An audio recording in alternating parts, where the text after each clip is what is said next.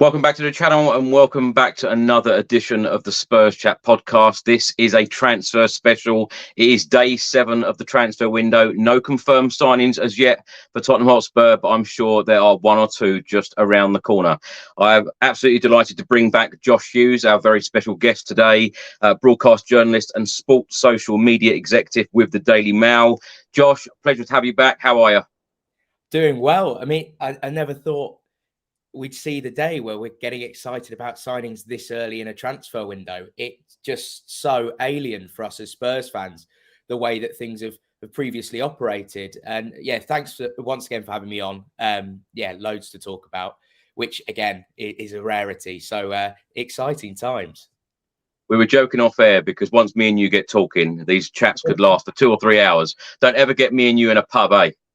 No, not a chance. He'll end up like me last night. Stay out too long. Not enough sleep. Josh, you mentioned there about transfer window, the January window. Of course, the summer window was a really good window for Tottenham and Postecoglou because, of course, this football club had to go through a major rebuild. Harry Kane, of course, leaving, which it seems strange that a player of that calibre leaves the football club and no one really even mentions Harry Kane or you know, they don't mention that, you know, that he's gone or, you know, because we had such a good window in the summer. With this January transfer window, Ange Postecoglou has come out and said that nothing magical is going to happen in this window.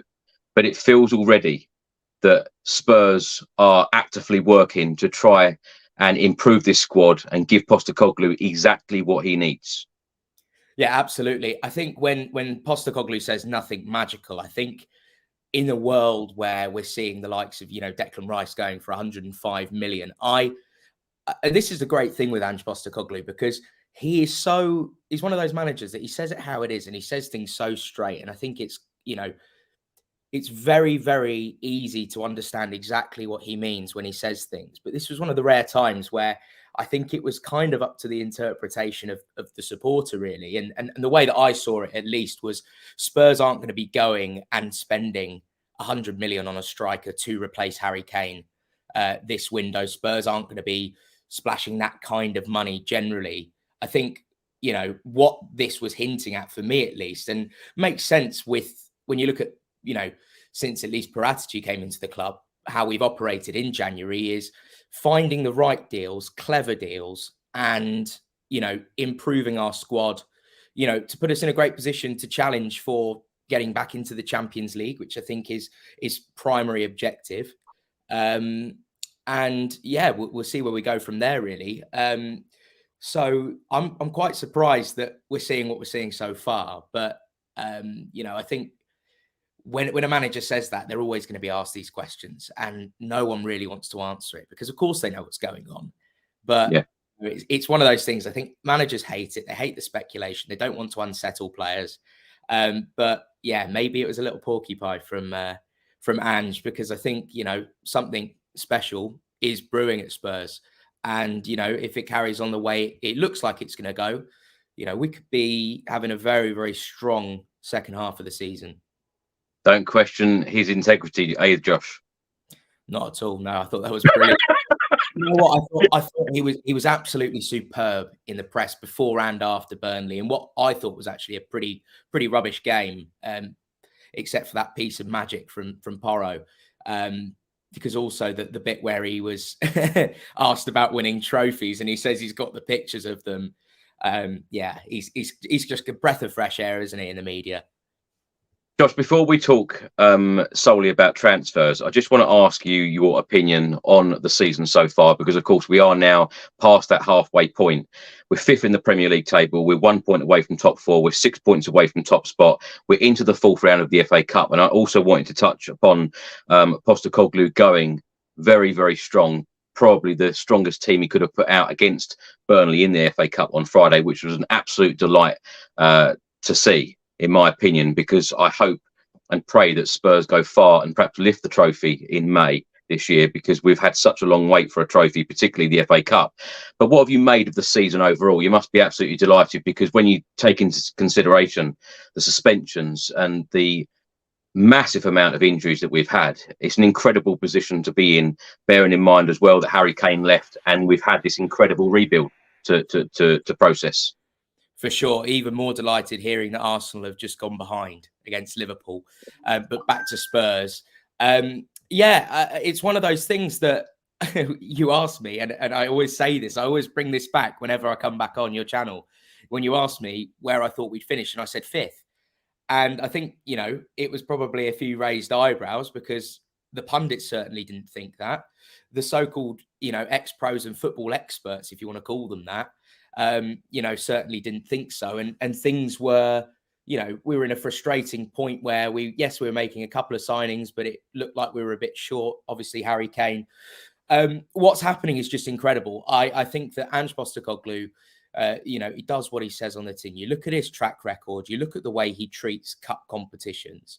And I know people can say, okay, well, Carabao Cup, we rested players. I think the difference between that and the FA Cup is Ange has had months now to see these players. And I think when you see the way that we went strong in the FA Cup, it shows me 2 things. One, he's taking the competition seriously and he wants to win something. And he knows the players that are worth picking. And 2, he's learned from his mistake in the Carabao Cup, which is a great thing. When I think a manager can kind of fall on their sword a little bit and they can admit when they've got something wrong. And this has been one of the most refreshing things about Ange is we'll win a game, but if the performance isn't good enough, he will say it's not good enough. He doesn't need you or me to say it's not good enough. And, there have been times, quite a lot of times this season, where we've probably been saying in the stands, at the games, this isn't good enough.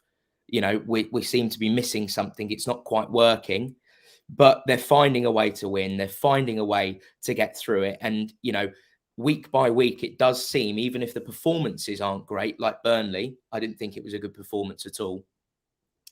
They're finding that way to win, as I say. And it seems that the players are learning something, and Ange too is actually learning something each week. And to approach the second half of the season into the 4th round, we've now got that nice rest period until the 14th when we go to Old Trafford. It's a good spot to be in. We've lost players. We've had adversity this season. And this is the craziest thing about everything. We're mathematically very much in the mix, which is something I never even thought about until, I'm seeing the numbers. I try not to think about it. But, to be where we are, having had these injuries, now we're looking to strengthen. We've lost Son, Sarr, Bissouma, 3 crucial players to the Asian Cup and the Africa Cup of Nations, respectively. It really just shows how good a job he's doing. So, I don't think a single Spurs fan can complain. And, and I very much hold this opinion, and I don't want to sound delusional when I say this, but I genuinely believe this truly. If Spurs didn't have these injuries, and bear in mind, when you look at the teams around us, okay, Manchester City's had, Doku injured, they've had De Bruyne injured, now they're back. None of the teams around us have actually had this level of injury crisis that Spurs has had.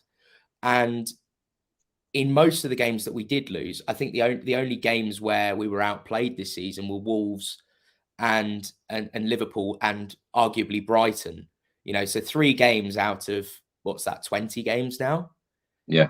It's absolutely extraordinary. I think we'd be top of the league. And that is, I'm not trying to sound crazy. I genuinely believe that if we didn't have these injuries. Of course we have.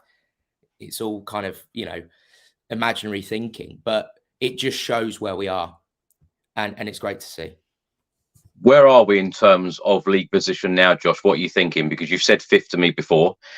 Some fans are saying that Spurs are title contenders. You've just said it yourself. If we hadn't have had all these injuries, we'd be sitting top of the league. I agree with you. Are Spurs title contenders? Are we good enough to win the Premier League this year? Or is Ange building for next year? Is it all about Champions League spot and playing entertaining football this season? You're going to hate me for giving you a politician's answer here, but I believe that Spurs are capable of challenging for the title this year. But I do believe that there are a couple of teams that are more capable of challenging for the title this year. Liverpool. I know Arsenal have had a dodgy run But I think Arsenal and of course Manchester City, De Bruyne took like 4 minutes to get his first assist back from 149 days out injured. We saw what happened when De Bruyne came back into City the last time he had a serious injury, and it transformed them. They absolutely romped home to the title.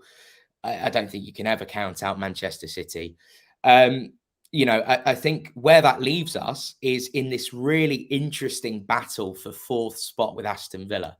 I don't know why, and I don't want to disrespect Aston Villa, but for some reason I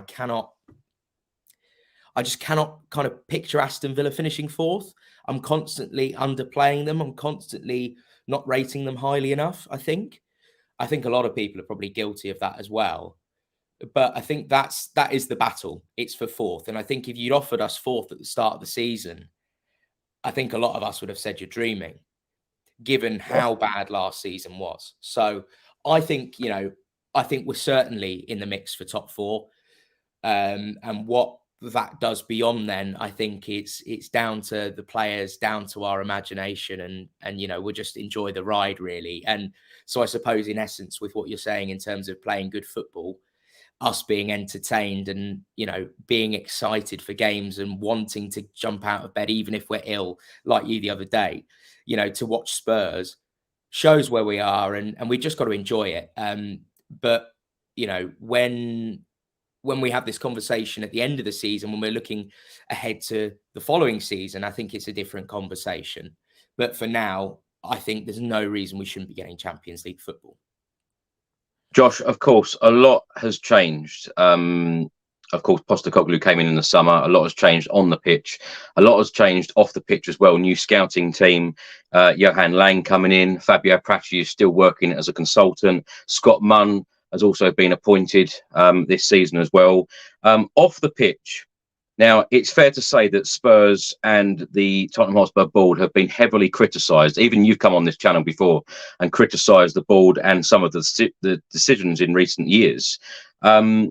What's changed at the football club in terms of where we're going next? Because the transfer window in the summer was an excellent one.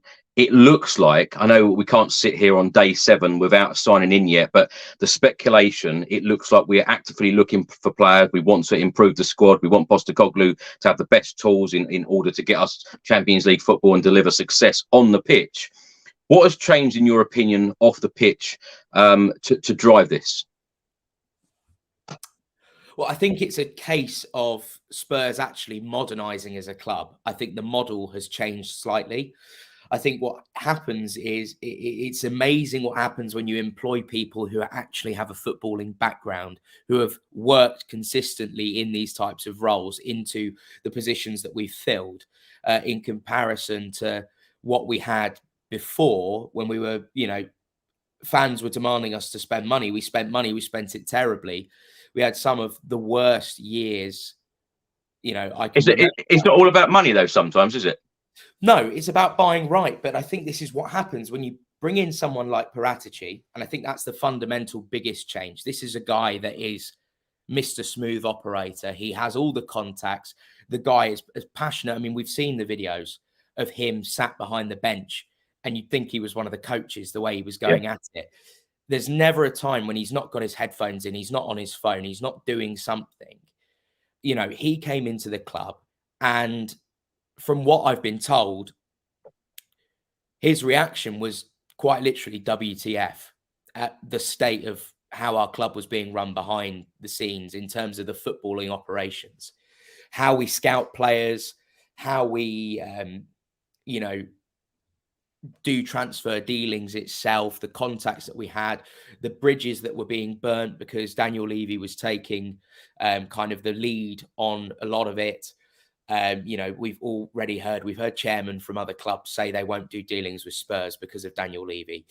And what's happened is the whole approach has changed. And I think as much as I'm skeptical of Daniel Levy and I'm a critic of Daniel Levy, I've got to take my hat off to him and respect the fact that he's quite clearly been prepared to take a little bit of a step back and give some of that responsibility that he previously wasn't giving away to these guys and letting them, identify these players. And, if the manager wants them, I think that's the other thing that's crucial here is we're going to see this to another level with Ange, because he has his kind of infamous Zoom calls or Teams calls where it's like a job interview when before we sign a player, he needs to speak to them first and he needs to work out that they've got the right mentality, and he's assessing them like that. The whole thing is completely different. And we bring in Langer from Aston Villa. This is the guy that found John McGinn at Hibernian for £2 million. The guy that told Aston Villa to go full throttle for Ollie Watkins and Douglas Luiz. This is a guy that has been very, very good at not only identifying talent, but finding a bargain, which I'm sure, Daniel Levy will be rubbing his hands at, with glee, because he has always been someone that if he can find a clever deal, he wants to do that. And that's been one of the things that Tottenham have been kind of famous for, I suppose, down the years is the bargain buys that we've got. And a lot of them have been really good. Of course, recent years, a lot of it's been pretty bad until this new era. So, a lot has changed. I think the whole way that they're scouting players, just where we're putting our scouting networks now, we've got, when Gabonini was at the club, Gabonini went out to South America for a long time to look at talented players to refer to Spurs. We're seeing Tottenham looking at the places like Denmark and Belgium and the Netherlands now, which is something that we haven't really exploited as much. I know obviously Ajax, but, so just where we're looking now it's broader. I think we're acting like a big club now, which is really good to see. It seems exciting though, Josh, doesn't it? The fact that we're building a great team, we've got a great manager. Everything off the pitch is being worked on and being improved. And I've said this many times in the last 6 months under Ange. It seems that every single week, although he's had so many issues and problems on the pitch and off the pitch, it seems that every week the club is improving in some way, which is an absolute delight to say and see. And as you mentioned, fans are now looking forward to going to games week in, week out, either home or away. And, we're being entertained, which is fantastic. As I said, we're on day 7 of the transfer window. The transfer window this year closes on Thursday, the 1st of Feb at 11 p.m. UK time. One player has gone out the door. One first team player has officially gone out the door, Hugo Lloris to Los Angeles. So we're wishing him all of the very best. One development player has gone out on loan, and that's goalkeeper Josh Keeley to Barnet. Josh, let's talk about Timo Werner, because I think it came to a big surprise to a lot of Spurs fans on Saturday morning, because normally we get the likes of the Daily Mail, yourselves, giving us all of the speculation about Spurs being interested in players. This one came out the blue. It reminded me pretty much of the Basuma deal from Brighton. It just came out the blue. No one really knew about it. Not even the likes of Fabrizio Romano even mentioned Timo Werner. Tottenham have agreed a deal to sign RB Leipzig forward on loan until the end of the season. Former Chelsea forward Timo Werner had been linked with a move to Manchester United in the January transfer window, but he is now set to join Spurs. Timo Werner has scored 2 goals in 8 Bundesliga appearances this season, and he's under contract with Leipzig until the summer of 2026. Sky Germany have reported that we've got an option to buy. The fee to sign Timo Werner permanently at the end of the season stands at around £15.5 million. Fabrizio Romano, the latest, he has stated that medical tests have now been booked. Negotiations between Leipzig and Tottenham took a couple of days, and it only took the player 2 minutes to say yes, as he wants to play under Ange Postecoglou. And as you mentioned, it has been reported that Ange actually had a video call with Timo Werner, and he wants to come and play for Tottenham. He wants to come and play for Ange Postecoglou. He wants to play in this system. He's excited by everything. The Leipzig coach actually come out and said he wants to go to the Euros. We wish him all of the very best, and we are keeping our fingers crossed for him. What do you make of this news, Timo Werner to Spurs? Because I've seen on social media a lot of people are disappointed. A lot of people, and I'm in this camp, by the way, I think it's going to be a very clever signing. What do you think? 100%. I'm sure you were there as well as I was when Leipzig knocked us out the Champions League. Timo Werner, 1-0 penalty. He took the penalty very nicely, but the thing that stood out was not that, was the fact that not just at the Tottenham Hotspur Stadium, but over in East Germany as well, he ran us ragged. He ran us absolutely ragged. He was football manager, player's dream signing, someone that you would sign on your FIFA career modes. It was that player that had so much pace, so much power, good on both feet. And then he goes to Chelsea. And what happens when players go to Chelsea? Quite often, it doesn't quite go to plan. He wins a Champions League. But, you know, this is the thing that's so crazy about all of this is, yes, you know, we'll go back to the surprise element. I don't know a single person that knew this was happening until the Germans reported this, which to me, this screams Langer deal rather than a Paratici thing. This screams a Langer opportunity. He's done deals like this before, and an Ange Postecoglou, you know, chat, and it's made a big difference. I'm excited by this. I mean, I've got a lot of mates that are Chelsea fans. You ask them what they think. They say, you know, he's got a lot of heart. They really respect him. But my God, is he always offside? With a bit of luck and with the right coach, the right system, he can be and has all the tools and the physical attributes to be a very, very good player. For me, this is a win-win deal for Spurs at £15.5 million, which is the same exact figure that I've been quoted as well. It's an absolute bargain if he does well. Yeah. If he doesn't go well, it's only an option to buy. It's not an obligation, which means that we can send him on his merry way if it doesn't go well. So we cannot lose in this situation. There's no risk. It's no risk. Yeah, absolutely no risk. And at worst, it's going to be a deal that is quite similar to Danjuma. And at best, people are going to be talking about this deal for years to come. So I think this is a great opportunity. And by the sounds of things, he's, you know, in taking only 2 minutes to say he wants to play for Ange Postecoglou, wants to come back to the Premier League, it screams one thing and one thing only. This is a man with a point to prove.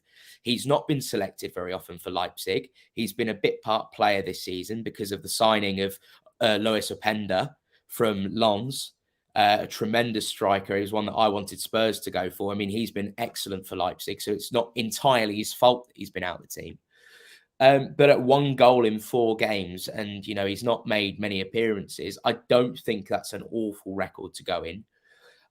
Clearly, things aren't right for him at Leipzig. And he's still, you know, of an age where he is going to improve and he can improve. But my God, is he hungry for this? And I think that that is the key thing more than anything. If this is a player coming to Spurs that wants to be here, and remember we were saying this about Ange Postecoglou, what a breath of fresh air it is having a manager that wants to be here at this football club. To have a player who has made, you know, multiple appearances for Germany. I think he's made, I can't remember how many appearances he's made, 58, 57, 58 appearances for Germany, something like that. And he's, you know, experienced in the Champions League, trophy winner, Champions League winner to the club. This is great. This is great news. And at a time when Son's not going to be at the club, it's an opportunity for him to go straight into the team. Of course, Richarlison is going to have something to say about that, but I don't think there's anything wrong with a bit of healthy competition.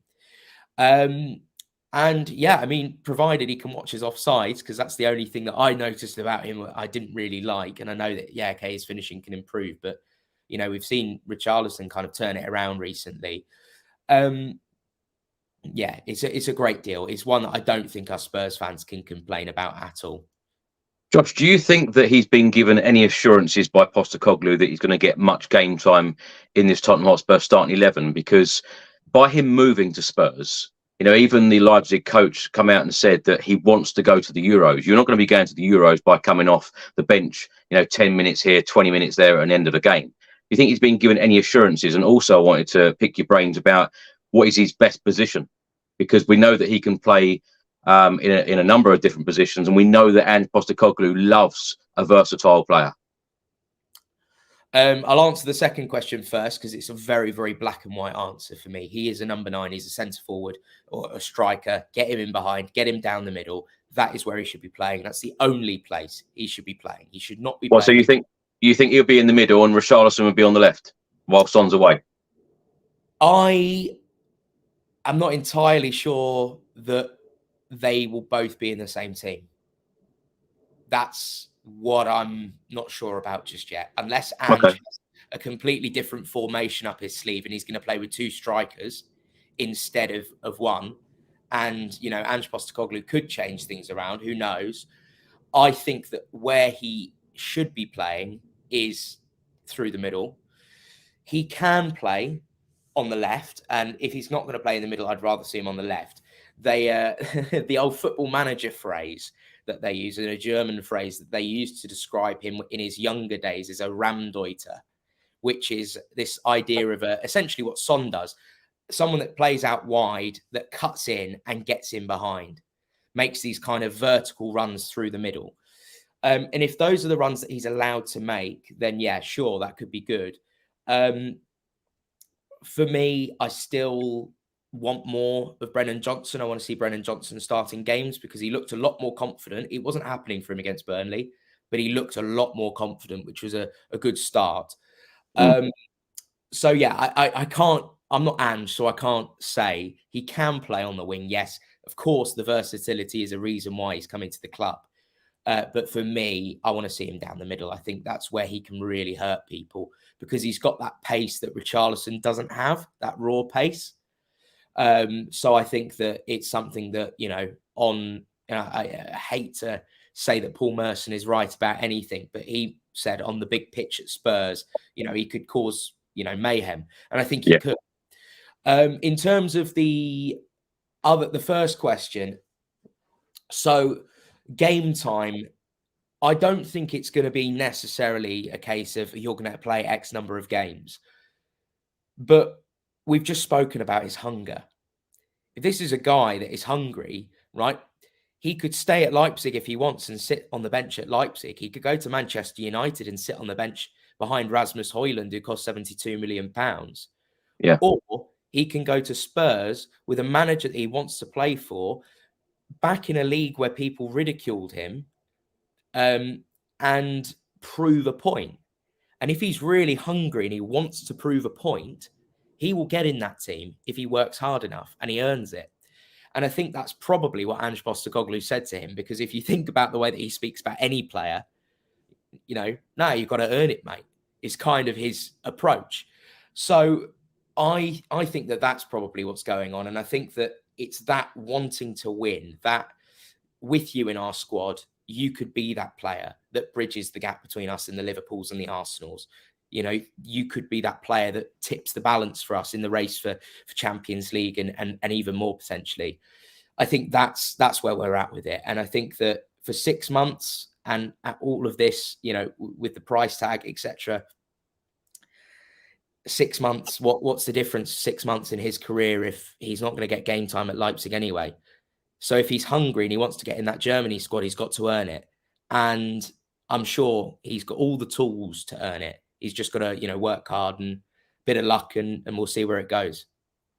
Well, Ange Postecoglou saw Timo Werner firsthand twice last season when they played, when Celtic played Leipzig in the Champions League group stages. At Celtic Park, Werner actually got an assist and a goal in a 3-1 win. Last season for Leipzig, Timo Werner, 22 goal involvement, 16 goals and 6 assists in 40 games. Just want to show you some stats here, Josh. Since the first spell at RB Leipzig, Timo Werner, 159 games, 95 goals. At Chelsea, 89 games, 23 goals. And second spell at RB Leipzig, games 54, 18 goals. Some people are a little bit worried about the goal output. Ange Postecoglou, in my opinion, is more about the all-round play because he doesn't mind who scores the goals. You know, some managers, they're all about the strikers, but Ange Postecoglou, he's come out and said it even a couple of times, you know, we'll spread the goals out. It doesn't matter who scores them. Is it all about the goal output for you with this signing of Werner? We're so obsessed with this as football fans, and we need to stop a little bit. Yeah. Something that we, you know, it's natural. You sign a forward, you expect them to score goals, but the role of a striker has completely changed from even when, you know, and I'm 23, and I remember watching, the Sir Alex Ferguson days and the Jose Mourinho at Chelsea days, first time round, and when you're seeing strikers like Drogba and Torres and, it's a totally different game now. The Harry Kane striker that dropped into midfield and was a creator was a totally different thing. That didn't really exist at all. I mean, yeah, kind of Wayne Rooney, but, and so for me in this team, I mean, look at the players that have scored for us this season. We've had so many different goal scorers. I don't think it's entirely about the goals, but what I would say in his defense is the fact that he is on course. Well, if he'd stayed at Leipzig, would be on course to better his record at Chelsea.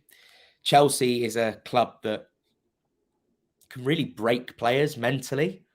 There's a lot of scrutiny, a lot of pressure. If it doesn't quite work out, I mean, Fernando Torres, one of the greatest strikers of a generation, couldn't make it work at Chelsea. Radamel Falcao, again, a really, really top striker, goes to Chelsea, couldn't do it. Higuain couldn't do it at Chelsea. We're talking about top forwards. Even United, look at Cavani. Cavani, one of the best strikers, again, of the last decade, and he couldn't do it at United. So it happens to players. I think his overall game, when you look at the attributes and you look at his mentality, which is the thing that's coming across the most here with this. Well, the pressing as well, the fitness. This is exactly it. So I think that play like that and in this system, what's going to happen if James Maddison's delivering balls in behind to Timo Werner? He's going to score goals. It's going to happen. If Brennan Johnson is putting some of these crosses in that he's been putting in, he's going to score goals. One of the things I was disappointed with Richarlison against Burnley was actually his lack of intelligent runs.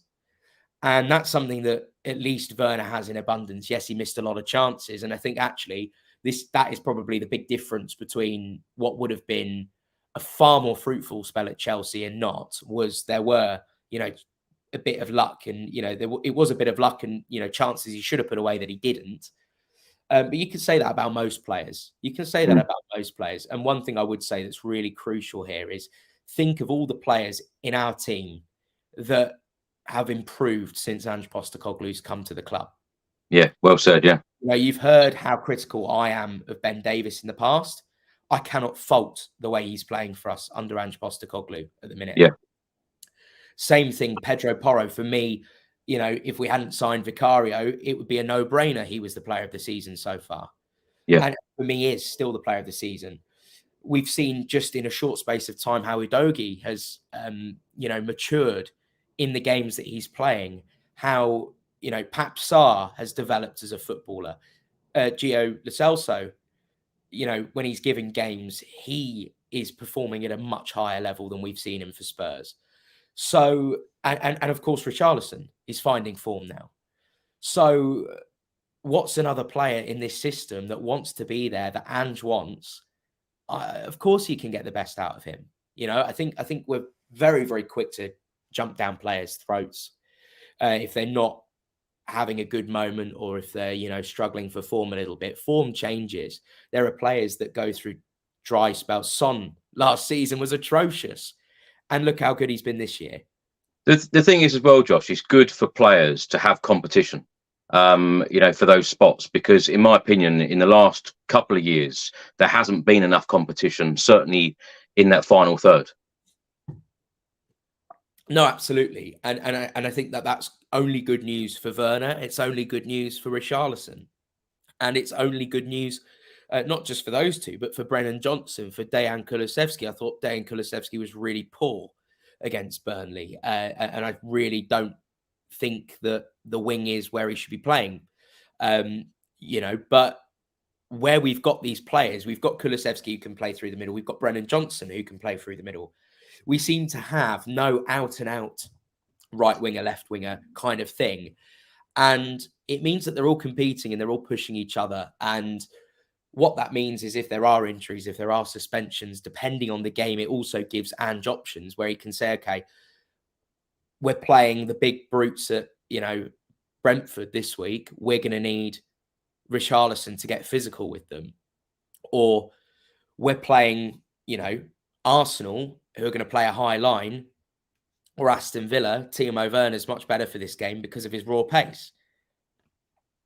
So it gives us possibilities to do things that we couldn't do.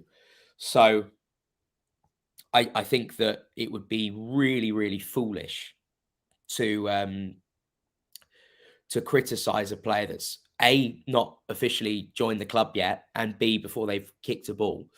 And the other thing to mention as well is I was looking at his domestic cup stats, Timo Werner, 38 games, 18 goals, 10 assists. So he doesn't just score goals. He's not just a goal scorer if he's feeling confident, but he can create as well. And that's in domestic competitions, including in the FA Cup. So, it's exciting to see. And it means that, hopefully we can compete on more than one front this season, which I know we're all desperate to see. Yeah, I think that's a very fair point. When you look at Timo Werner's assist record, it is actually very impressive. It's not only the goals. Josh, let me just pick you up on something you said there. You said that Dejan Kulusevski you thought was poor. And Postecoglou, after the Brighton game, said that these players are very tired playing in this very intense system. Is it fair to say players' performances are poor, or is it just because they are doing so much more under this manager than what they were before? I think it's one of two things, right? Yes, of course, tiredness is going to affect, how players play. I get that. It's going to affect your decision making. It's going to affect, and I'm sure we've all said this before, but, there have been questions being asked of whether just a first half team. Certainly when we went through that run of going 1-0 up, not killing games and then losing. But it's... Because sorry to interrupt, let me just say, under Mauricio Pochettino, it seemed that as time went on, he was kind of obsessed with the fitness. And, under Pochettino, we always scored last-minute goals. We went right to the very end because it just seemed that we were a lot more fitter than everybody else. Do you think it's going to get to that stage? Do you think by the end of the season, all of these players will be so much fitter than they've ever been before in their careers? But then the other thing that I wanted to mention is because they are doing so much running and it is so intense, we've had so many injuries, particularly hamstring injuries. Is that an issue for you? It is a little bit. What I would say is this. Look, not everyone in that squad is going to be capable of playing this system. Not everyone in this squad currently is capable of playing that system. And the ones that aren't will go. They will go. Ange is ruthless like that. They will not stay at the club. I think next season we'll be looking at a squad where they're all capable of running. And they're all capable of doing the work. It is an intense system. But my question is Dejan Kulusevski, and this is going to be controversial, but is Dejan Kulusevski one of those players that is good for this system? Is he one of those players that will make the cut? And I don't mean that to be critical of Kulusevski, who I think is a very good player. But if a better player becomes available in the summer, would I be open to selling Kulusevski to get a better suited player in? Jury's out, but potentially. And I know that's controversial to say, and I have no issue with Kulusevski. I think he's a good player. I just question, what is his best position for this system? I think he looks much better in the 10, personally. Is he going to start in the 10 when Maddison is fit? No. Is he going to become a bench player? If we can keep Kulusevski as a squad player, absolutely, you've got to keep him. But is he going to be happy with that? I don't know. I just don't think he's got the pace.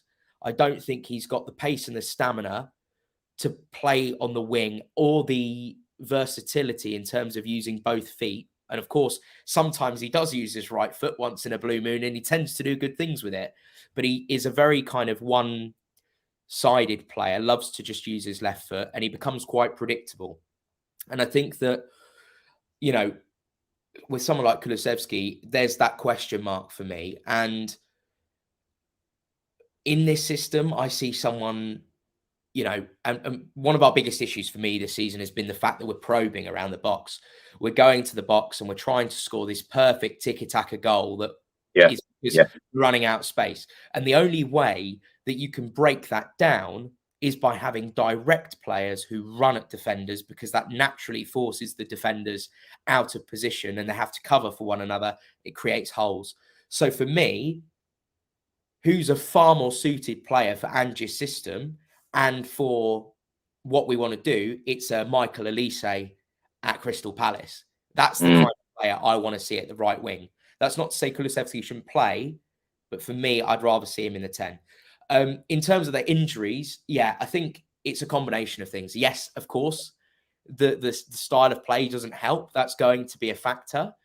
You're demanding a lot physically from these players, but I don't think that any of that is going to be as big a challenge as when you've got idiots stopping the game for 4 or 5 minutes, 6 minutes a half. We're having 3-minute pauses to decide something that when we look at it on a screen, it's clear and obvious that it's not clear and obvious and you shouldn't be intervening, or it's clear and obvious what is going on and they're still analysing.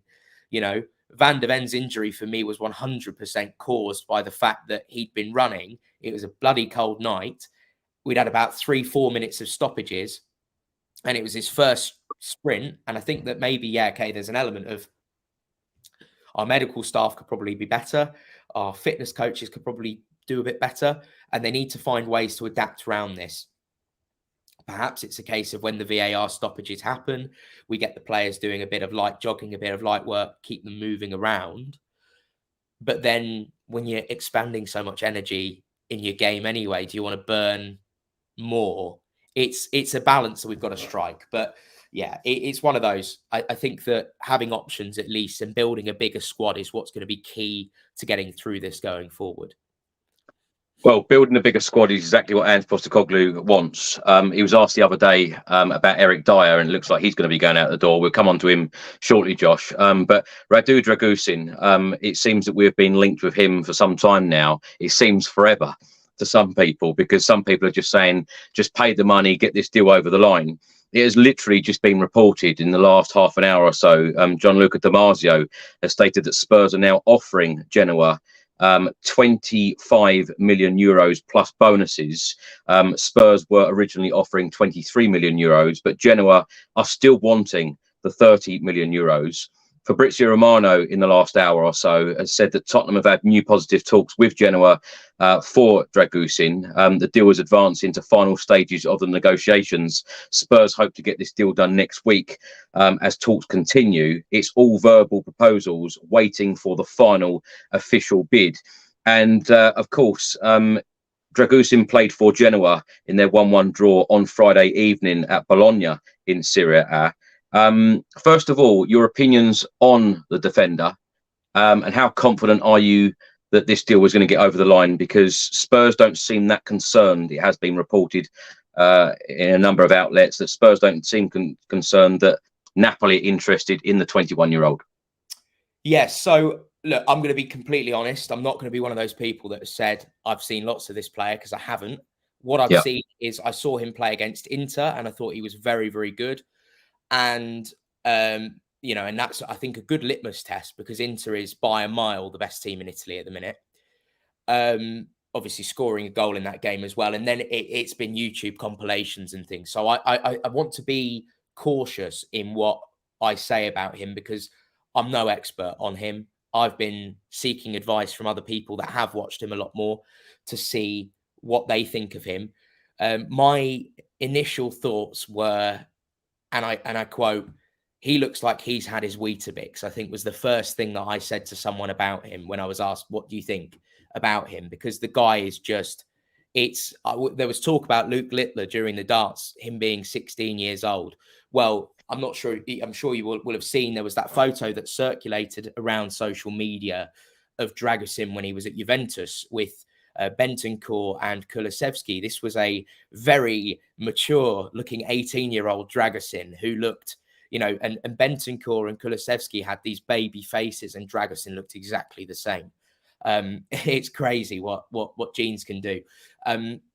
But what I see is someone that is different to what we have currently in our offering as a defender. This is a huge physical specimen that is pretty quick, pretty dynamic, But more than anything, it's a bit more of a throwback defender. It's one of those guys that it looks, from what I've seen, it looks like there were question marks about his passing. I think his passing seems to be fine. The Genoa system is a very negative system that doesn't really allow for much expansion out the back. It's kind of, you get rid, or you play a long ball, which is always going to be, risky in terms of percentiles. But what I'm seeing is this is a guy that's going to win the aerial battles. This is a guy that is going to be physical. He is going to, ruffle feathers. He's going to be able to compete against the likes of Erling Haaland and, the Ollie Watkins and the Dominic Solankis of this league, the Darwin Nunez's, the big guys up top, the Isaks. This is a guy that can compete toe to toe with the big guys. He's quick enough to chase them down, and he's physical enough to deal with them. I've not seen a huge amount of him, playing out the back. I've not seen how he's going to suit the system. But what I do see is a player that's got a lot of potential. Ange clearly wants him. And the fans obviously clearly want him as well. But more importantly, the thing that I keep getting told is that he wants Tottenham. He wants this move to the Premier League. That is why Spurs are not worried about it, because he can go to Spurs and there's a chance he's not going to start, or he's going to go to Napoli and he's probably not going to start as well. And you look down the line, Vlad Chiriches has played at the club. We like to laugh about him as Spurs fans, but, in Romanian football, he's a big fish, or was a big fish.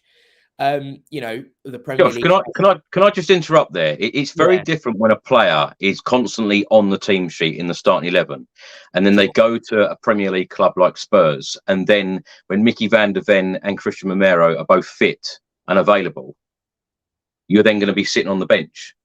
Surely, as a 21-year-old who, at 21, you're very, very hungry. You want to be playing every single game. And when you're used to playing every game, how's that going to be for a young player like that? And how much game time do you think you'll get if he does come in at Tottenham?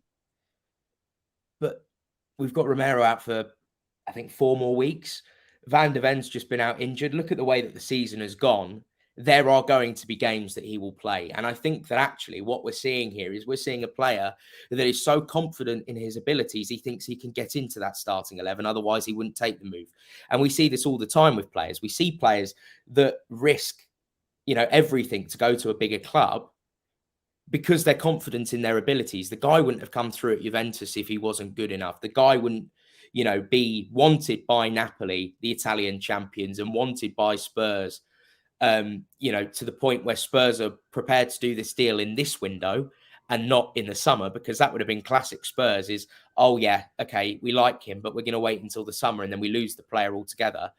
He is clearly good enough that Ange wants him. He wants the move.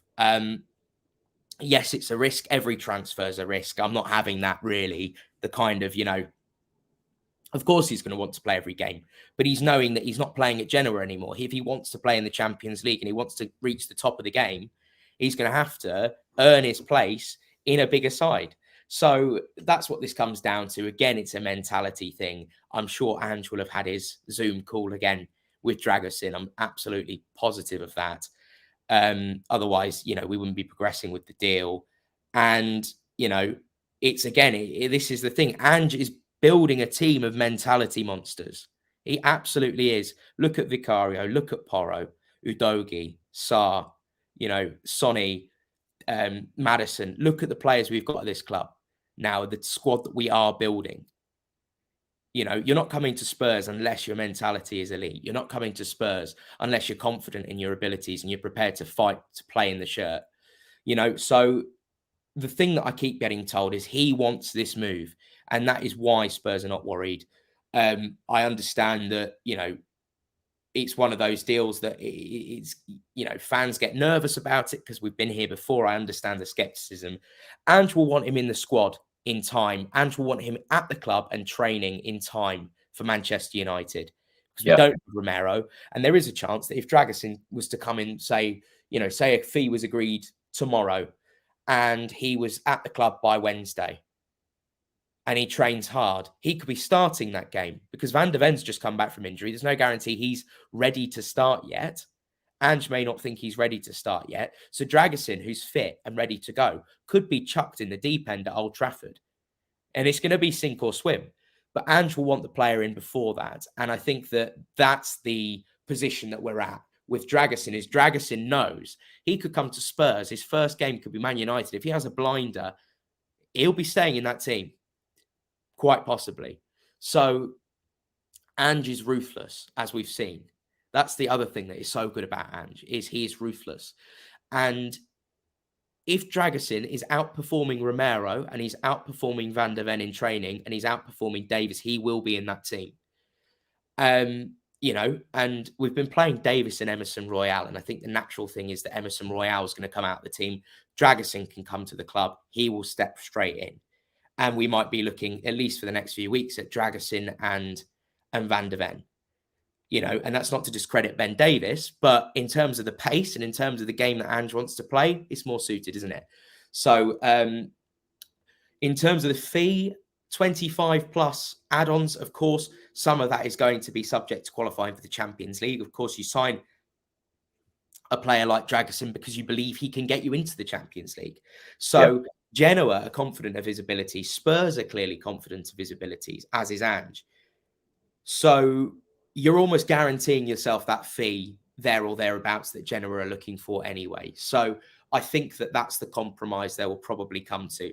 It may be 1 million euros here or there. In between, there might be a sell-on clause. It might be something like that. Who knows? You know, we've seen with the Van de Ven deal, the Van de Ven deal could end up reaching, you know, upwards of 40, close to 50 million pounds if all of the add-ons are met. So it's going to be a similar structured deal. So I don't think Genoa are going to lose out. They're going to need the money. I mean, it's game-changing money for a club like Genoa. I think, again, this is one we should really pay close attention to and you know, look with intrigue because, like I say, I've not watched a huge amount of him, but there's nothing that I've seen or heard from those that have that sounds alarming or sounds like we shouldn't be excited. So, you know, bring it on. Josh, the Daily Mail reported earlier today that Loic Badé, Spurs are now keen on signing him. Of course, he plays for Sevilla at the moment. Of course, Ange Postecoglou wants defensive reinforcements. Do you think that this story has come out just to try and get the Dragusin deal done quicker? If they think that Spurs are interested in someone else? There's going to be some of it. You know, frankly, it's one of those things that you're constantly looking at several players right at once. They're not. There was a list of about 10 strikers that Spurs have been considering. Same thing goes for centre backs. And in case, you know, they can't reach an agreement, in case the player has a sudden change of heart, you know, things can change. We're talking about this right now. From what I understand, Timo Werner is en route or has just arrived in London. This is tonight when he's meant to be coming. You know, stranger things have happened. You've got to have backup options. And I think that where we're at is, okay, there's a bit of noise about this.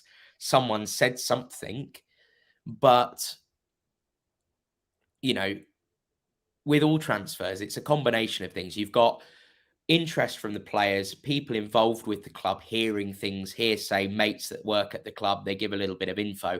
You've also got players, agents and players that are looking to drum up interest in their player to get a move. So if they have, you know, if they've got good terms with a journalist, and this is not, I'm not saying this about Badé, this is just a general point. If a particular agent has a strong relationship with a journalist, they may, you know, leak certain information that is, you know, looks a lot more serious or a lot more advanced than it is, perhaps, to drum up that interest in that player. And as a result, the trade-off is that the agent will give more information, etc. So, yeah, I mean, look, it's early stages. There's nothing in it. I'm sure they're monitoring the player. He's been really impressive under Quique Sanchez Flores, the former Watford manager at Sevilla this season. Of course, he was at Nottingham Forest, didn't make an appearance for them. That's what I was going to say, Josh. Doesn't that make it even more surprising that Tottenham are interested in a player like this that didn't even get a game for Forest in the first half of last season? Of course, but the guy has, I don't think we can start judging players on how they performed last season, which is exactly why we can't be judging Timo Werner for what he did at Chelsea. We've got to be judging players on the here and now. And right now, he's playing some good stuff, and he's a young, exciting player. I believe he's got a release clause in along the lines of around 50 to 55 million pounds, which I don't see Spurs meeting at all. I think that the other thing that we need to bear in mind, remember, Tottenham were interested in Yves Bissouma, and there was reports about Yves Bissouma. We signed him in the summer, but from what I understand, that deal was agreed in January. So Spurs are not just looking at the here and now and opportunities now. They're looking at the summer. They're looking beyond that. So this is a name that's come out, and I don't expect Spurs to make a move for him and Dragusin. I can't see for the life of me Badé joining Spurs this January. I think this is a player that Spurs are monitoring and are looking at, but it's one that if Spurs were to make a move, it's likely to be in the summer if the environment is right. And let's not rule out as well. And this is another thing to throw in the mix. And I'm not saying Romero's going to leave the club, which sounds crazy when I say it like that. But in the next year or two, depending on what happens, if we don't win trophies or if it doesn't quite go to plan, we're going to have contingency plans. And there is a chance that a player like Romero might decide he wants to go to play for Real Madrid or Barcelona if the opportunity presented itself. We've got to be thinking about these things as well. Of course, Spurs, want to focus on the here and now, but I think this is a one for the future. I don't think we should be reading into this one too much now. It's just rumoured interest. Jimmy James writes now, is Conor Gallagher a realistic signing for Tottenham? That's exactly where I was going to go next. Of course, Josh, that he has been linked with a move to Tottenham in the last couple of windows. The latest reports are stating that Spurs were quoted £50 million in the summer. Postecoglou is a huge fan of the player, and Chelsea are now quoting £60 million. Fabrizio Romano has stated that no contact has taken place between Tottenham and Chelsea, which is not a surprise to me. I'll be surprised if these clubs do business at any time, let alone in this January transfer window. What do you make of the Conor Gallagher links? Because it does appear that Postecoglou is a huge fan of the player. Absolutely. I remember going on to just about every single group chat and speaking to everyone everyone messaging me about it when the Di Marzio rumours came out and then Almeida. And I said, everyone is falling for utter nonsense. There's no way Spurs are on the verge of signing Conor Gallagher, which was what was being reported. Well, Todd Boehly has done some strange things at Chelsea. They spent so much money. I tell you what, this would be very, very strange if they did business with Tottenham, wouldn't it? No, I actually don't think it would, because really, under Abramovich, yes. Under Todd Boehly, nothing surprises me. I think nothing surprises me. I think there's a lot of fan fiction about rival clubs not doing business with one another. But we've seen clubs. How many examples have we seen of players moving to rival clubs? If Chelsea's prepared to do business with Arsenal, why wouldn't they be prepared to do business with Tottenham? Arsenal. It's different. It's different, Josh. It is. But I don't think that comes into this. I really don't. But yeah, with Conor Gallagher, it's a player Ange does like. I really like him as well. I think he's been actually one of, if not the standout for Chelsea this season, which makes the whole thing even more weird. It was a player that we did have a genuine interest in during the summer. It's a player that we did explore trying to make a late move for in the summer, from what I've been told. But they were quoting, Di Marzio was quoting around £35 million, which is just utter tripe. I think where we're at with that is stranger things have happened. But if if that was ever going to happen, it would be a deadline day. Things have moved. They have to move him on Chelsea. And, you know, it's a convenience deal and it works for Spurs. It works for the player. It's that kind of thing. Because if you're Conor Gallagher, would you rather go to Spurs or would you rather go to, you know, Newcastle or Crystal Palace? I think it's, as much as Newcastle were in the Champions League this year, I think it's kind of an obvious choice. And again, I don't see a situation where Tottenham would spend that money unless they were to sell Pierre-Emile Hojbjerg this window. I think that's the moving part. And with Sarr and Bissouma gone for now, I think it's too much of a risk to sell Pierre-Emile Hojbjerg this window. Certainly in a deal like this where, you know, it can all go Pete-tong very quickly. So I think if Spurs were going to make a move for a midfielder, yes, there is genuine interest. I think it's unlikely, but I don't think it's impossible. I just think that we're more likely to see another name come out the woodwork in this window that we're not talking about yet. It could be another, you know, another Timo Werner type situation where Spurs do that as opposed to Conor Gallagher. I just don't see it. That's not to say it can't happen. Someone saying Hojbjerg better than Skip. I tend to agree in this system. We'll come on to talk about Pierre-Emile Hojbjerg in a second with possible outgoings, but one more player that is constantly being linked to Tottenham and has been for some time, Josh, is Jota. Of course, he went from Celtic to the Saudi League. It hasn't worked out for him there. Do you think there's any possibility of Spurs bringing in Jota now that we're bringing in Timo Werner? Well, firstly, it's amazing that a Portuguese winger looks so Australian with that mullet and moustache. He not only was he excellent under Ange at Celtic, but put him at Spurs. I mean, he fits the part, doesn't he? He's a tremendous player. Well, you're doing Australian accent. You're coming on here saying moving parts. You're stealing words from Ange. You're becoming more Australian when you come on here.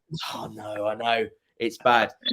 I'm not even thinking about doing it. I'm not even consciously doing it, but it's, you know, he's a tremendous player. We know what he can do.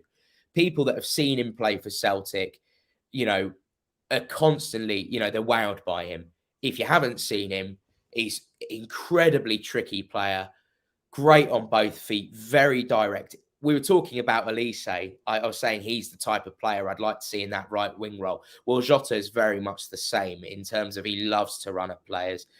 There was I know it's one of those things because it's, you know, it's Celtic in the Champions League and gone are the days of Neil Lennon and them getting a result in Europe. But I remember they held Real Madrid to a 0-0 win in the first half. And that's the only way you can describe it.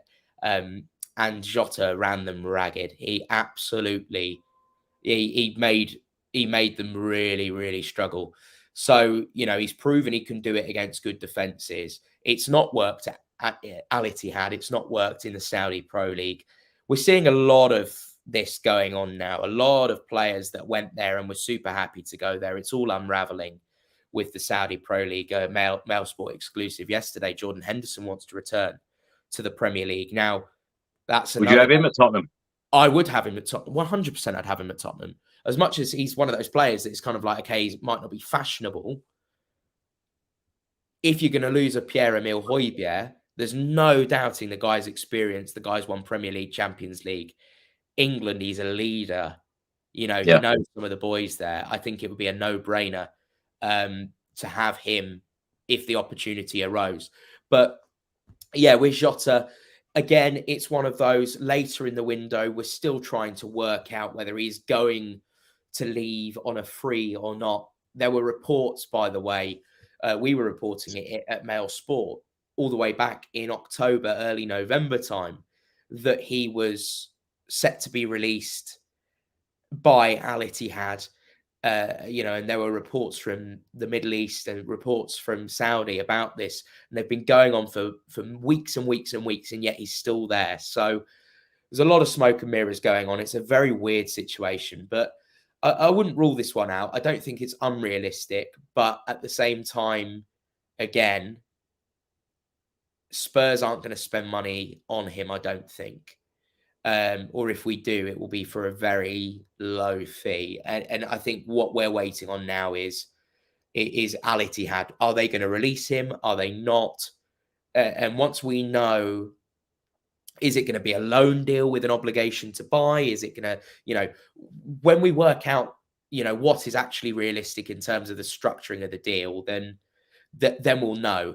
Jota, it's undeniable Ange loves him. It's undeniable he would be just that kind of player that we're looking for. And I think, again, sorry to use the moving parts phrase, but I think, again, what matters here is Bryan Hill. Is Bryan Hill going to get a loan or a permanent move? And I think in this case, if we're going to go for Jota, it would need to be a permanent move for Bryan Hill to facilitate this. But absolutely, people asking about him all the time. Great player. I would love to see him at Spurs. But yeah, again, lots of things that need to happen first. Josh, I know we haven't got a lot of time left, but I've got a lot of players to ask you about. So perhaps give me a little, some shorter answers on these ones. Yeah, Bryan Hill, you mentioned him there. Is he going to be happy with the amount of game time that he's going to get at Spurs? Because even with Timo Werner coming in now, surely that's going to limit his game time under Postecoglou. He's not had that much game time already under the Australian boss. And of course, he's had a hard time at Tottenham. He's never really had that many runs in the team. Is he going to be looking for a loan move, do you think? Or a permanent one? It's written in the stars for him to go back to Spain, isn't it? He's so highly rated in Spain. He was tremendous at Valencia. He impressed when he was at Sevilla, and it's one of those things that's a real shame, because he has everything that you want out of a winger, but he doesn't have the physicality. He's got the build of a child. So unfortunately, and again, when he came on against Burnley, I thought he looked bright. When he came on against Brighton, I thought he was superb. I really like him as a footballer, and I, have nothing but good things to say about Bryan Hill. Issue is he going to get the game time? No, because he is not physical enough for the Premier League. And I don't think you can just get a player to change their body type, their genetics. Is very difficult. So for me, what I want to see is Spurs sell Bryan Hill, as much as I do like him and I would love him as a bench option. And it's like you can use him in the FA Cup and it's great, but Premier League's a different thing. I think we can get a fee for him, because I think that he is good enough to command a fee. And I think that what I would look at doing potentially, and what I can see happening, is a loan with an obligation to buy. And depending on how he performs in the team, we'll see. Sheila, I'm not going to pronounce the surname because I'm going to butcher it, but says, feel sorry for Bryan Hill. He's trying his best. And I think that sums up how we're all feeling about him, really. I don't think anyone can fault his attitude and his application, but physically he's not got it for me. So yeah, I'd like to see him go back to Spain, and I'd like to see him have a really good career. I'd like to see him, maybe even push and get into that Spain side eventually, because I think he possesses some tremendous skill, and I love how direct he is as a footballer. But yeah, it's sadly one of those that it was kind of wonder kid that's not quite worked out for us. But that's not to say he's not going to have a great career. Josh, in the last couple of hours, Fabrizio Romano stated that Spurs are now looking at possible deals for Jed Spence, another loan, because, of course, he returned from Leeds United. Daniel Farke was very unhappy with him, attitude, professionalism, etc. What do you make of this situation? Because without being rude, it just seems like another Tanguy Ndombele. I know this was a club signing, using the phrase there from Antonio Conte. Again, it seems like a player with so much talent, but he's going to waste. Yeah, look, and this is down to the player. Ultimately, when you're having successive managers saying this, you've had Neil Warnock fall out with him. You've had Chris Wilder fall out with him. You've had The only manager that has actually got on with him is Steve Cooper.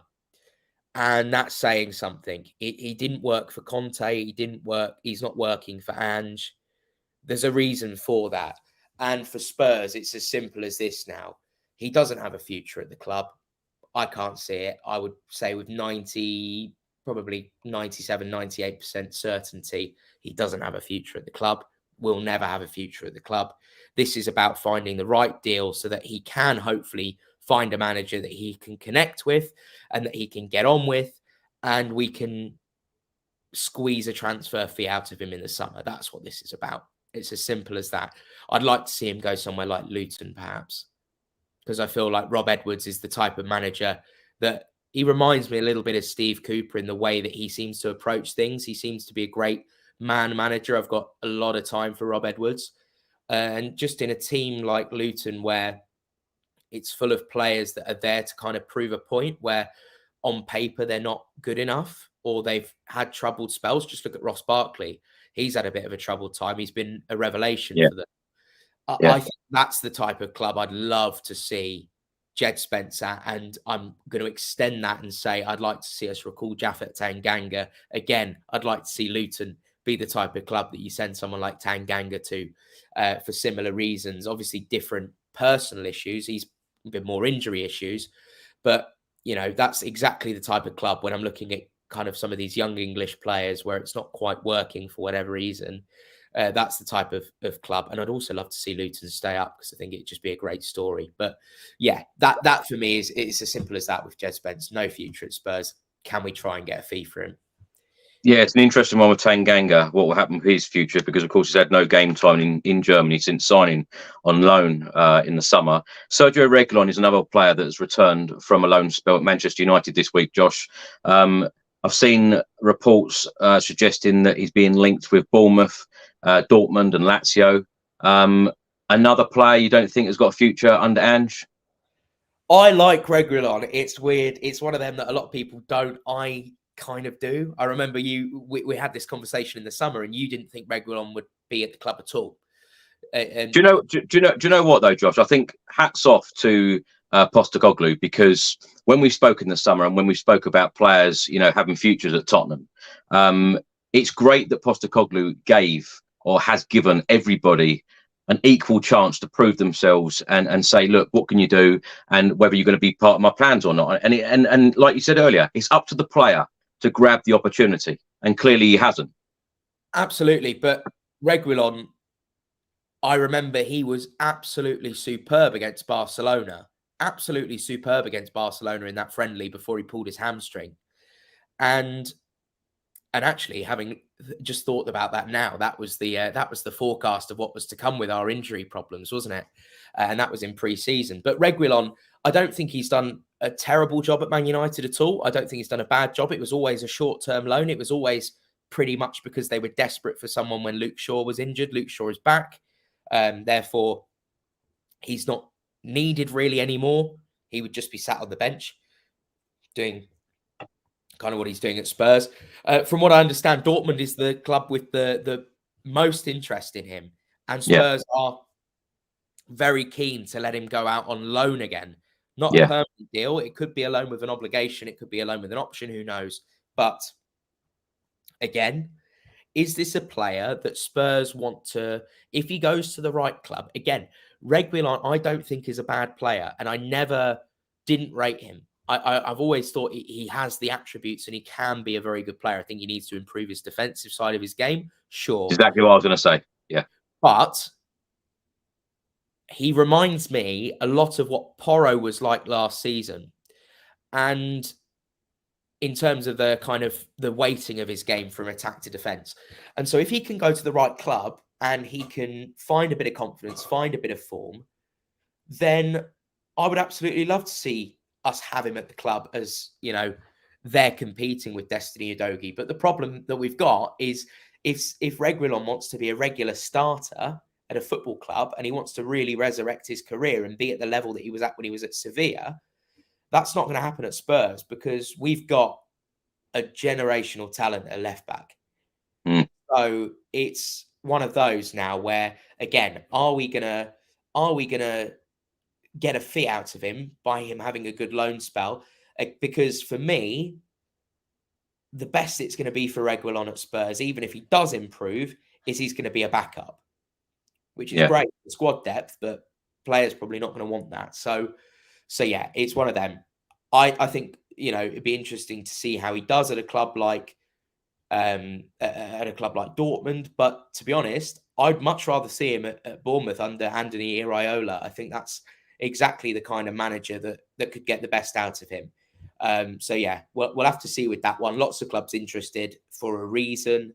So yeah, I fully expect him to go out on loan. I think sometimes, it must be decided by the club and the player that, it is time to move on.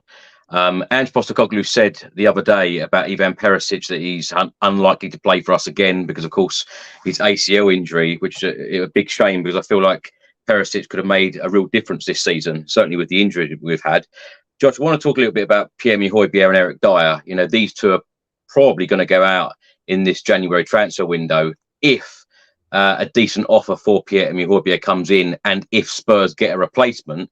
But Eric Dier, Ange Postecoglou said on Friday evening in a press conference, probably a big surprise to most, when he was asked the question about Ben Davies, can you afford to let Eric Dier go out in this January transfer window with Ben Davies injured? And he paused and then said, yes.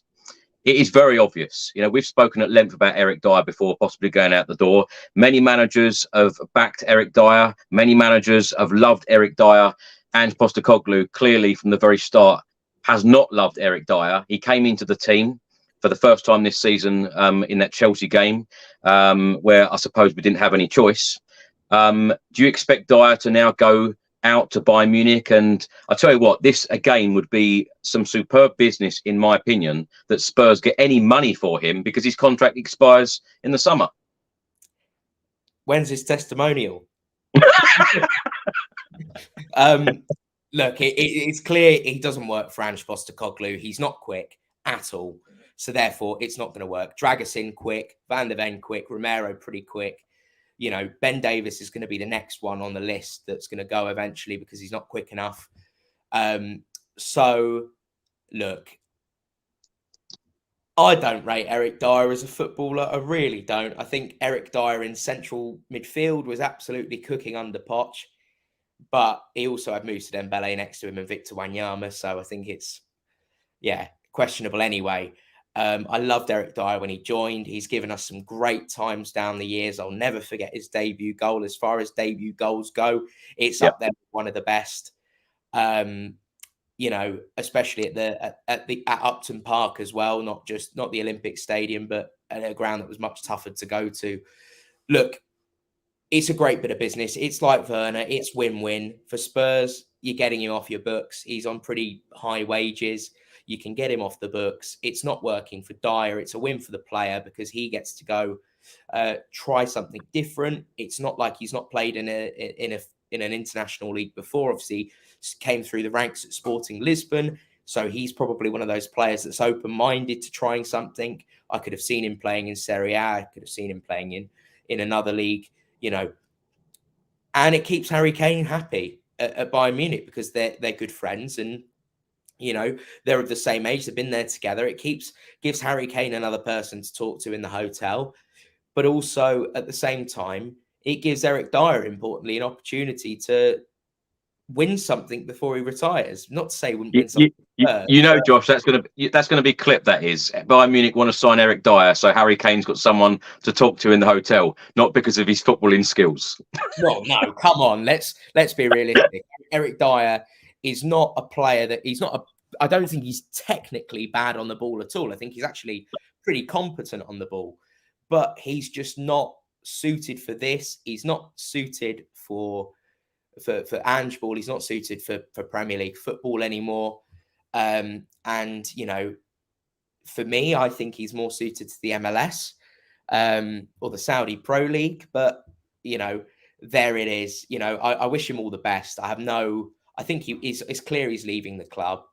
But I hope that if he does get one more game for Spurs, or if he does get maybe secretly that appearance off the bench the other week, was his little goodbye send-off subtly?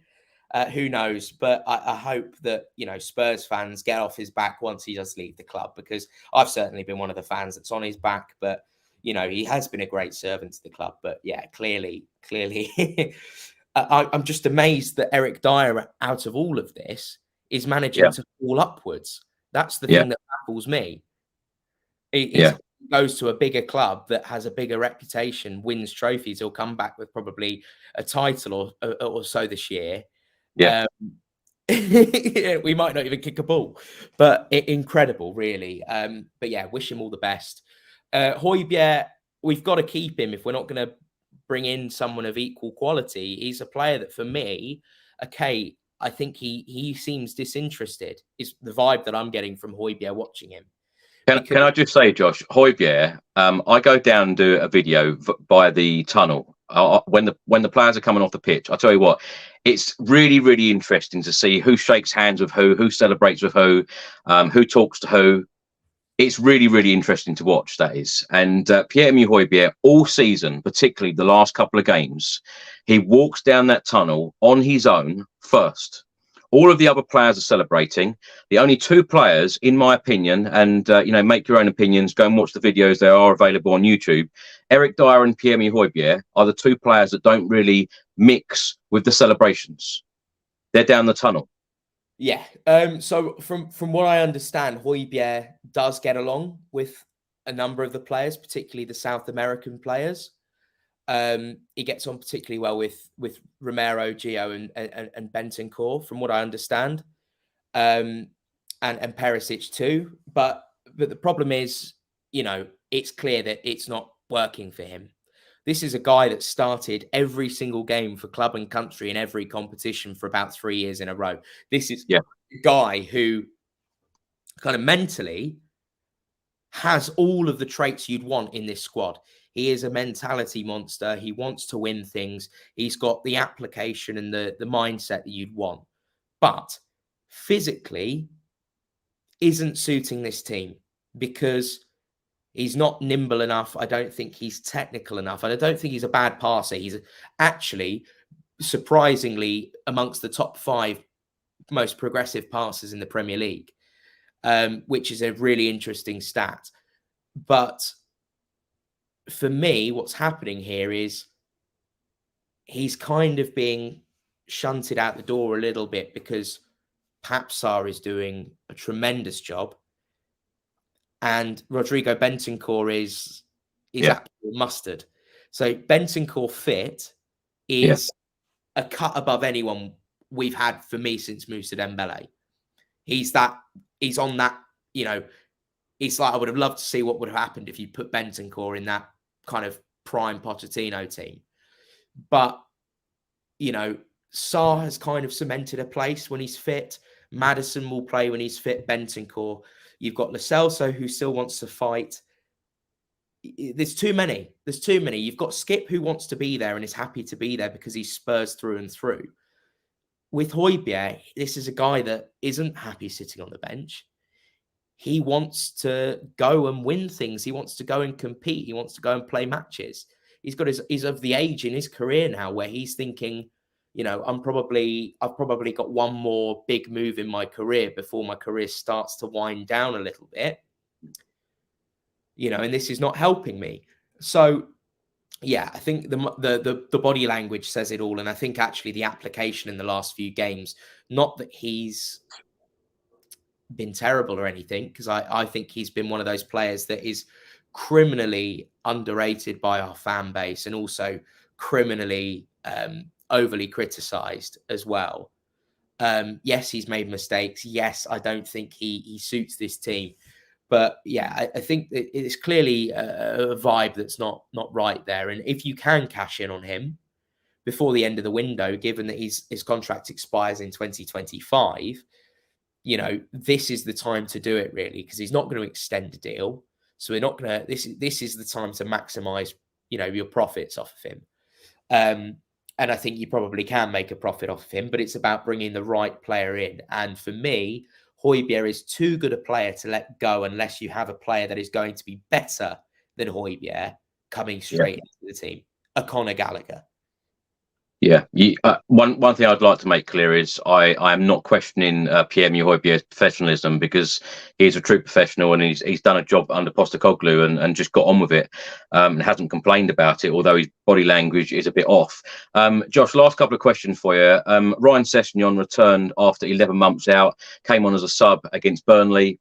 Now, in the summer, before injuries, it looked like he was going to go out on loan. Do you think that's likely now that he's come back?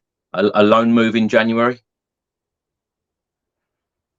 I'm really not sure, because I think ultimately it depends how he's training, and you know, you have more access than most in terms of being able to go and see things that, you know, perhaps the ordinary fan doesn't get to see. But, you know, ultimately, if he's training really well, you know, we know what happens if there's injuries or suspensions. You know, and we've seen our squad at bare bones. It's the kind of player that you want to be able to rely upon if he is fully fit. He's had a terrible time of it, though, and he's come back from a long injury. I must say, I was really surprised to see him in the squad. The admin team, the social media team at Spurs have been superb at not showing much of the injured players to kind of, you know, like Bentancur's appearance. I think people were hearing about this because his wife did a post on Instagram stories. I think, look, if he's at a level where he can compete, I don't think there's any harm in him competing. But, you know, for me, can we get a loan for him? I would like to see him loaned. But it really depends on where he's at with his fitness, where he's at in terms of his training. Ultimately, Ange is going to be the judge of that. And I think that, you know, I would call that a very fluid situation. And I think that whatever Ange wants, Ange gets with regards to that. And I'm sure there are several clubs, possibly including Fulham, that would love to have him on loan for 6 months at least. Josh, just wanted to ask you about Richarlison. The Saudi League are sniffing around Richarlison. Would you expect him to leave in the summer window? Because most people were quite disappointed with his misses against Burnley. 5-5 in the Premier League. He's hit form in the Premier League, but is he the finished article? Is he a player that Ange Postecoglou can improve? And is he a player that Ange Postecoglou is going to want to stick with or replace in the summer? Well, I'd love to see this Richarlison that we're seeing in a fully fit Spurs squad, you know, where we don't have any injuries and we're at full strength and we've got the creativity we need in midfield, and we've got Maddison playing balls in and Bentancur at 100% fitness. I think it'd be really interesting to see. Yeah, Richarlison for me, he's not leaving in January. I can see him leaving in the summer, absolutely. And this is one of the things I wanted to say, actually, was I don't think that Timo Werner has any bearing whatsoever on Spurs going and buying a perhaps a bigger money striker in the summer at all. I think Spurs could well do both, especially at £15 million. You're going to do that deal if he impresses, and that's not going to stop you from buying someone else. I think with Richarlison, it's not just Saudi. There's going to be other leagues interested, other teams interested. I'm sure there'll be Serie A clubs. I'm sure there'll be La Liga clubs that would be very interested. It's not long ago that he was, you know, attracting the likes of Real Madrid and Barcelona. So, Josh, did you see the comments from Gabriel Bonlahor about Richarlison? Which ones? He come out today and said that if Richarlison wasn't Brazilian, he'd be playing in League Two. Yeah, well, Gabriel Bonlahor, you know, was a bang average striker that never achieved anything of note in his career. So, you know, I'm going to take that with a massive pinch of salt, as I do anything that's said on by some of these people on TalkSport. But look, for me, I like the improvement. I like the work rate. He's been a lot better. Yes, I thought he was poor against Burnley, but so was Kulusevski. So was several players in that team. I thought Brennan Johnson, you know, he was trying, but the end product was poor. Look, as we discussed before, he needs to step it up. He has been stepping it up. let's give him till the end of the season. Let's see. And I think if we're not seeing the return that we want, bear in mind we've got half of the season to go, just under half of the season to go. We've got cup games as well. If Richarlison scores the winner in the FA Cup final, suddenly it's a different thing, isn't it? Right? So all I'm saying is let's give him to the end of the season. It's a good start. We're seeing some improvements from him. I don't think it's time to get carried away. I equally don't think it's time to get on his back. And I'm amazed at the abuse that he still gets from our fan base, even though he's been one of the players that has been performing recently, and he has been scoring. And I think that it's this is not the time for us to be getting on the backs of our players. This is not the time for us to be launching tirades on social media against them. And by the way, these players see this stuff, all this abuse and all of the nastiness. And there is some I've seen racist things. I've seen really, really abusive things on certainly on Twitter aimed at these players. These players see this stuff, right? And it affects them. So just think about it a little bit. He's scoring goals. He's got 5 goals now. If he can score another 10, I'll be happy with that, because I didn't think he was going to score 1 goal. So, if he can get to a 15-goal season, I don't see that as a bad season at all. And suddenly, at least at a worst case scenario, we can get a good fee for him. At best case scenario, we've got, a striker that's going to improve on that. I don't think he's the finished article yet. Very sadly, Josh, it don't matter whether you're a board member, a manager, a player, or even a podcaster or a YouTuber. We all get abuse. That's the way it is nowadays, unfortunately.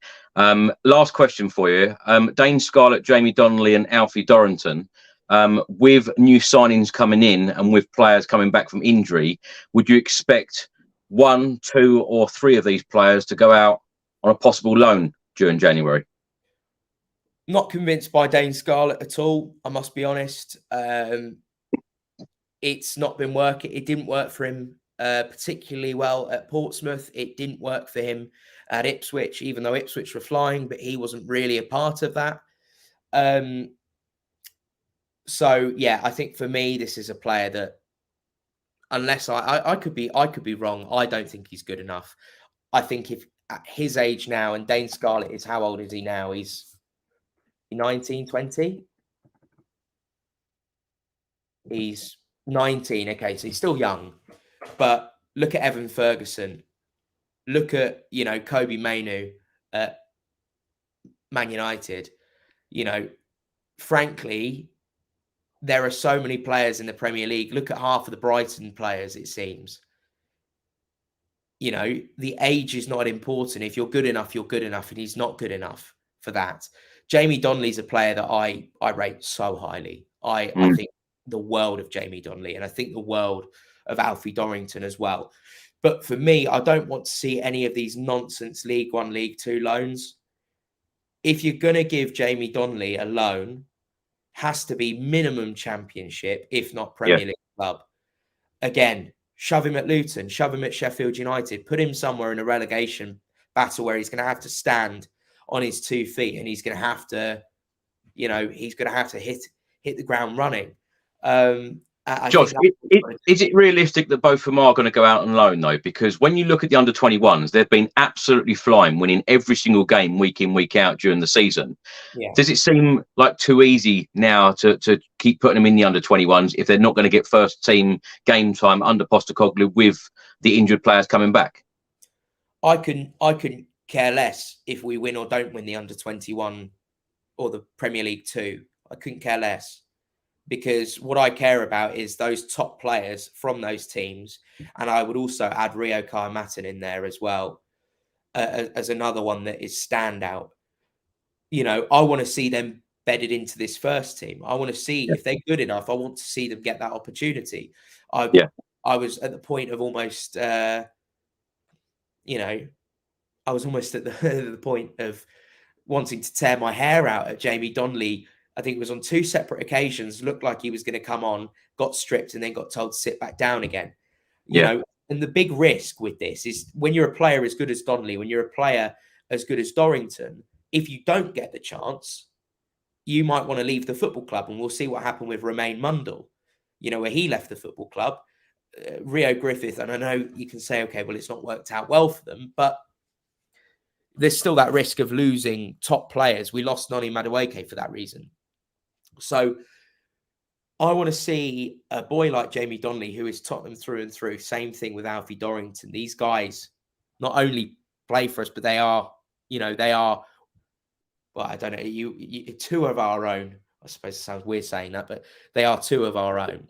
You want to see those guys given a chance. I think Dragusin coming in, I don't think Dorrington's going to get the minutes because we've also got Ashley Phillips. So for me, Dorrington, let's give him a loan. I think if Dorrington could go to and I'd be more open to him having a League One loan, to be honest, somewhere like a Peterborough or a top end Derby, Peterborough, top end League One or Championship club.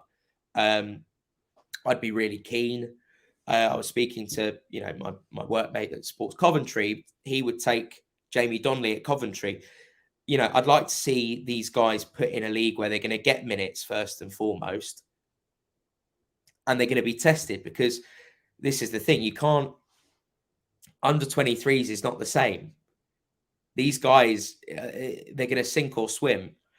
So for me, I think I'd be open to both of them going on loan. But if I was going to keep one, it would be Donnelly, purely because I think he's more versatile, can play 10, can play central midfield if you need him to up top. There's just something special going on with Donnelly, but maybe that's my own bias. But yeah, that's where I'm at with it. I think I probably wouldn't expect to see all three of them go, but I think maybe two of them might go on loan. No, I completely agree, Josh. I think it is very special for the football club as well that when a player goes through the academy, particularly then plays for the under-21s and then makes their first team debut in the Premier League or in a competitive competition in the first team, it is fantastic to see. And, of course, I watch a lot of the under-21s games, and when I see them progress, it's really nice to see from a fan's point of view. Josh, I know I said that was the last question, but I've got to ask you, FA Cup draw, Monday evening, who would you like Spurs to face?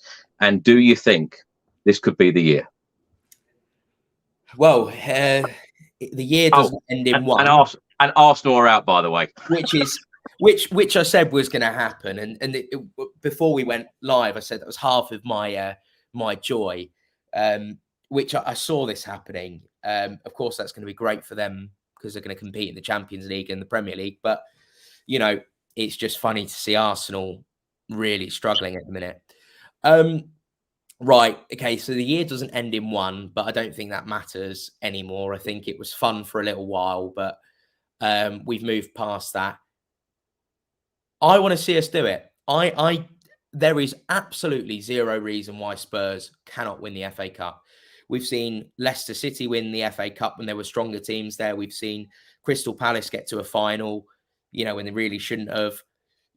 For me, it's got to be.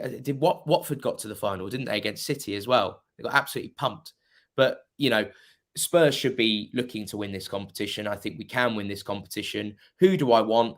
Well, I was raised in Kent. Maidstone United is my... Exactly what I was going to say. It's my local... Maidstone United is my local team. In fact, I might even... Do I have it on me? I've got a Maidstone United winter hat. I've got a bobble hat, a Maidstone United bobble hat that I've got in my room somewhere. And I was wearing it the other day when they went through, because I was really happy about that. Maidstone United at home, and as much as it would be great to go to the Gallagher, and that's local for me, and it would just be amazing to have these superstar players turning up in Maidstone. That the 4G pitch is not what we need with our injuries. So I do not want to see them on the crumb rubber. I'd like to see them come to our place, lowest ranked side. It's got extra special meaning for me as well, being a Kent boy. Other than that, if it wasn't going to be that, Plymouth Argyle away. Yeah, that'd be an interesting one. I'd certainly go with Maidstone at home. I'd certainly go with that. We agree on a lot of things, actually, Josh. That's why I keep having you back, and you're a wonderful guest. So thanks so much for coming back. What are you up to at the moment, and where can people find you? Yeah, just still doing my thing, working hard at Mail Sport on the social channels there. You can find us at Mail Sport, all one word, Twitter, TikTok, Instagram, Facebook. And yeah, at Josh Hughes TV on Twitter, tweeting transfer stuff and general Spurs guff. So yeah, if you like a natter about Spurs, then drop me a follow and a message. As you know, could talk for hours. Thank you so much for having me on as well. And hopefully this time next week, we will have a few new signings. I was going to say, hopefully this time tomorrow, we'll have Timo Werner over the line. Yeah, holding that shirt up. It'll be nice to see that.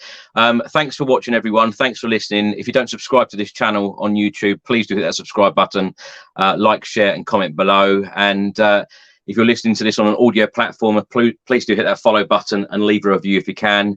And I'll see you again very, very soon. Josh, thanks so much. Come on, you Spurs.